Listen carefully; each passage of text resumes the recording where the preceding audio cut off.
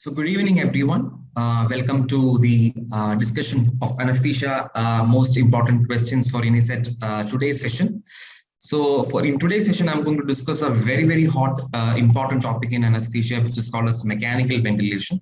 So before discussing the question per se, I'll just discuss the topic of mechanical ventilation in short, and then finally, I'll show you the question. Okay, so this is what we are going to do today, right? So I'm going to discuss a topic which is called as physiological consequences of mechanical ventilation. Okay, so what am I going to discuss? I'm going to discuss physiological consequences of mechanical ventilation. Okay, physiological consequences of mechanical ventilation. All right. So to understand the physiological consequences of mechanical ventilation, you should understand the difference between normal breathing and mechanical ventilation. Okay, so you should understand that mechanical ventilation is nothing but giving a mechanical breath to the patient. It is just giving a mechanical breath to the patient. So you should understand the difference between a normal breath and a mechanical breath, right? So please do remember that I'm talking about the physics of breathing, right? So you should understand that breathing is nothing but movement of air. Breathing is nothing but movement of air. Air is traveling from the atmosphere all the way down via your airways and into your alveoli. So this is your atmosphere here, and this is your alveoli here, right? So air is going to move from the atmosphere via the airways, and finally it is going to reach your alveoli. So if there has to be movement of air, one thing that is mandatory is pressure gradient. So there should be adequate pressure gradient if you want air to flow. Now imagine you are not breathing. Imagine you are not breathing. You are not inspiring or you are not expiring. If you are not breathing, which is basically you are not inspiring, not expiring, there is no net movement of air. If there is no net movement of air, there is no pressure gradient. Means your atmospheric pressure as well as your alveolar pressure is going to be the same. The atmospheric pressure and alveolar pressure is going to be the same, right? So imagine, just take, for reference purposes, let's consider atmospheric pressure to be 0. So if you are not inspiring and not expiring at that particular point of time, your alveolar pressure is also going to be 0. Yeah. Now imagine you are going to take an inspiration, or you are going to undergo the process of inspiration. So when you undergo the process of inspiration, what is happening? Your diaphragm is going to contract. Your diaphragm is going to contract downwards. So this contraction of diaphragm, what does it lead to? It leads to the expansion of your intrathoracic cavity. It leads to the expansion of your intrathoracic cavity, right? Now, the expansion of intrathoracic cavity results in one peculiar thing, right? Your thoracic pressure or your alveolar pressure was previously 0. Now, because of the contraction of your diaphragm, your thorax is expanding, and as a result of that, your alveoli is also going to expand. The previously alveolar pressure was 0. From that 0 alveolar pressure, now that 0 pressure cavity is again expanding. This 0 pressure cavity is expanding means your alveolar pressure becomes negative. From 0, it is going to become negative, right? So now you are going to have a pressure gradient. Your atmospheric pressure is 0. Your alveolar pressure is negative. This leads to the inflow of air into the lung. So inspiration normally happens as a result of a negative intrathoracic pressure as a result of diaphragm contraction. That is why normal breathing or spontaneous breathing is otherwise called as negative pressure ventilation. That is why it is called as negative pressure ventilation.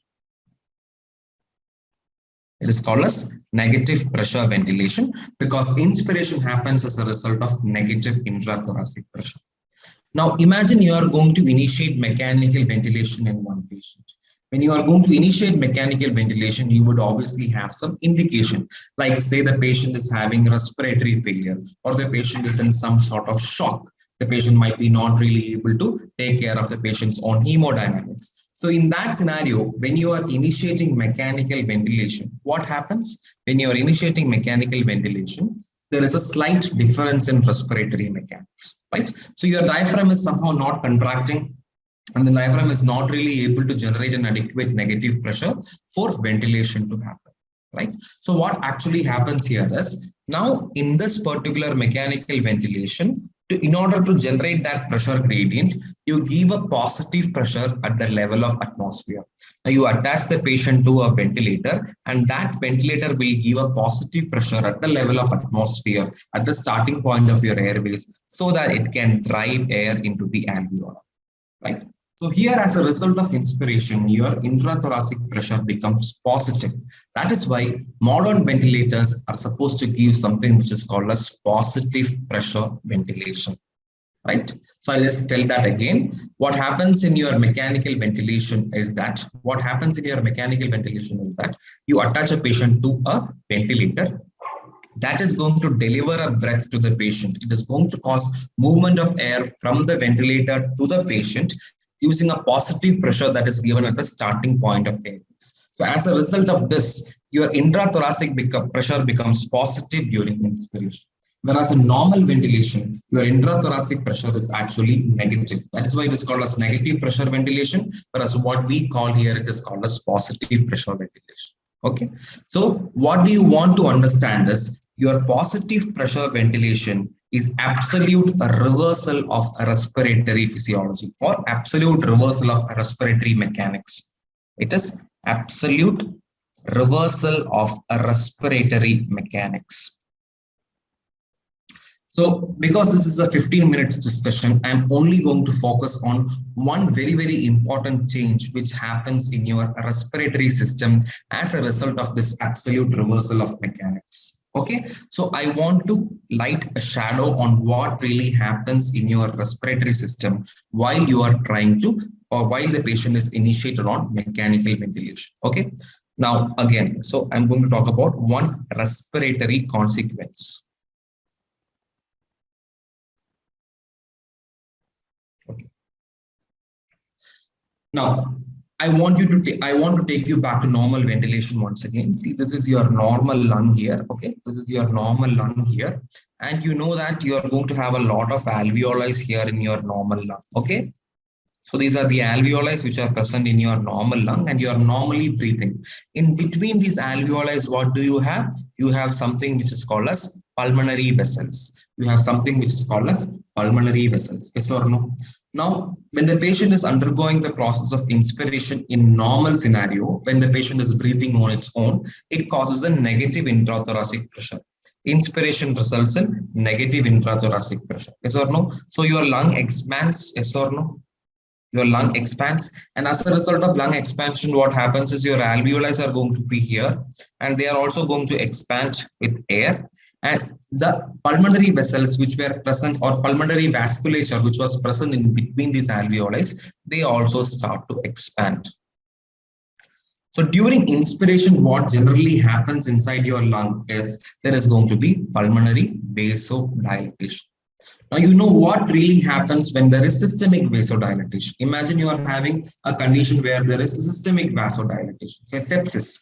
In systemic vasodilatation, what happens? There is going to be vasodilatation, which leads to peripheral pooling of blood. And as a result of peripheral pooling of blood, the venous return towards the heart is reduced, and as a result of that, blood pressure is reduced. Similarly, whenever there is pulmonary vasodilatation, what happens? You know that the pulmonary vessels finally end up in your left atrium. Yes, pulmonary vessels finally end up in the left atrium. Your pulmonary vein finally drains into your left atrium, right?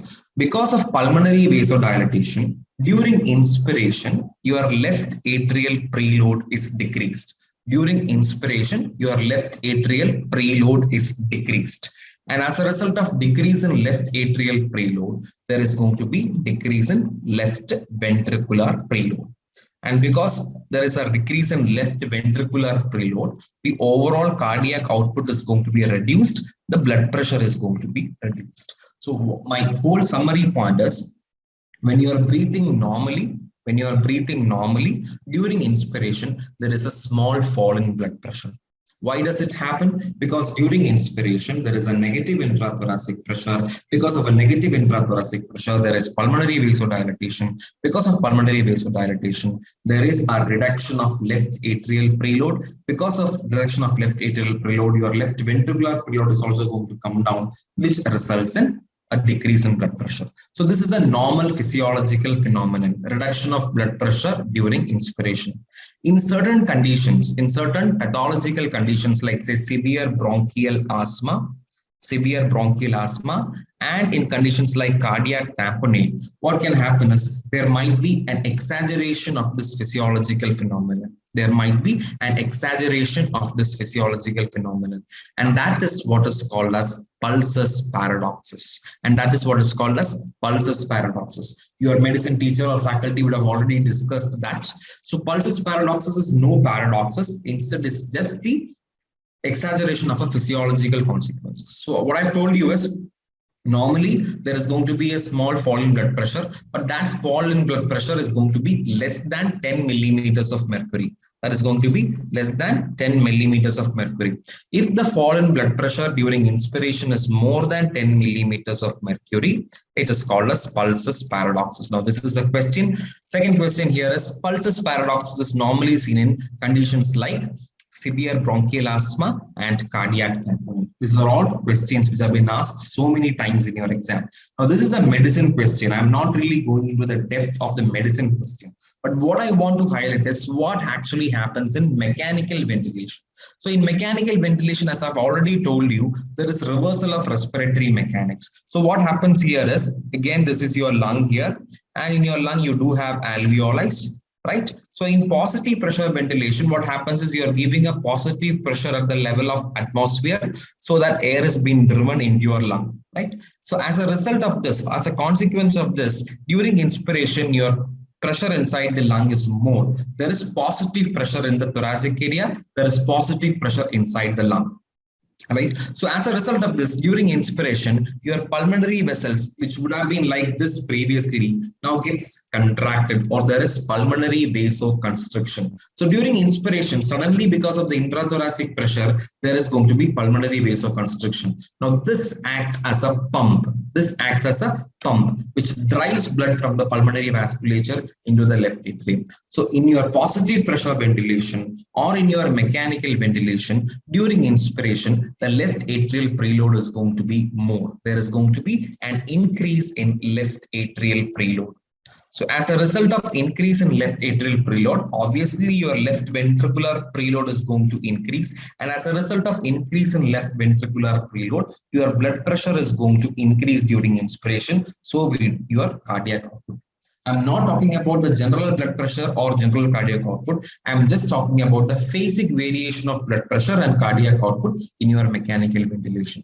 During inspiration, the blood pressure rises. Now, you know that during normal inspiration, when the patient is in spontaneous ventilation, there is a small dip in blood pressure. Exaggeration of that phenomenon is what is called as pulsus paradoxus. But in mechanical ventilation, during inspiration, there is going to be an increase in blood pressure. Again, this is the reverse of what you see in normal breathing. So this phenomenon is what is called as reverse pulsus paradoxus. This phenomenon is what is called as reverse pulsus paradoxus. Okay, so reverse pulsus paradoxus.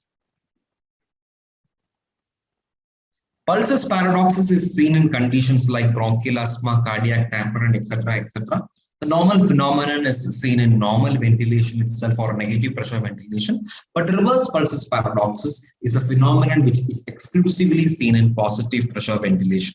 And what do you mean by reverse pulsus paradoxus? Increase in blood pressure or phasic change of blood pressure, which is increase in blood pressure during inspiration in a patient who has been initiated on positive pressure ventilation. Okay, this question has not been asked, but you should know that because of the COVID pandemic situation, mechanical ventilation has become a hot topic in both your NEET exam as well as your INISET exam. So they are consistently asking questions from the physiological consequences of positive pressure ventilation. And one such physiological consequence which they have not been discussed yet is reverse pulsus paradoxus. And that is why I wanted to throw light on this particular point. Okay, so based on this discussion, let's discuss the question which I formulated for you. right? So this is the question. Reverse pulses paradoxes is seen in. Your options are cardiac tamponade, bronchial asthma, positive pressure ventilation, and negative pressure ventilation. You know that in cardiac tamponade and in bronchial asthma, you see something which is called as pulses paradoxes. Positive pressure ventilation is associated with an increase in blood pressure during inspiration, which is called as reverse pulses paradoxes. And finally, negative pressure ventilation is usually associated with decrease in blood pressure during inspiration, which is less than 10 millimeters of mercury. So your answer to this question would be positive pressure ventilation. There are so many high yield MCQs from the topic of mechanical ventilation. This is the start of such a series where I'll be discussing more and more questions from positive pressure ventilation and mechanical ventilation for you. Okay, I hope you enjoyed the question. I hope you understood the concept of positive pressure ventilation and reverse pulses paradoxes. Thank you. Have a good night. Best training, peaceful environment, PG medical entrance exam preparation were my expectations. I got them at Speed Medical Village in Kanchipuram. Today, I am a PG topper. Speed Medical Village, a unique eco-friendly campus dedicated for PG preparation. Speed Medical Institute, a complete solution for medical education.